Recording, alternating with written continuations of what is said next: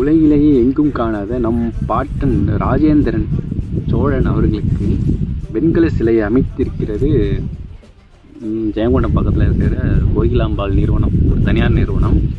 வெண்கல சிலை அமைச்சு அது இப்போ திறந்துருக்காங்க. அதை பார்த்த உடனே அப்படியே மெய் செலுத்து போயிடுச்சு.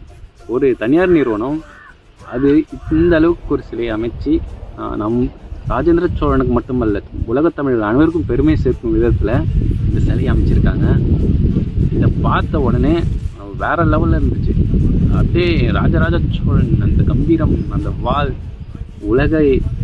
உலகம் முழுக்க ஆண்ட நம் தலைவன், நம் பாட்டன் பல நல்லாட்சியை செய்து பல நாடுகளுக்கு தமிழை போதித்த மன்னன், கடல் கடந்து சென்று நாட்டை கைப்பற்றியவர்.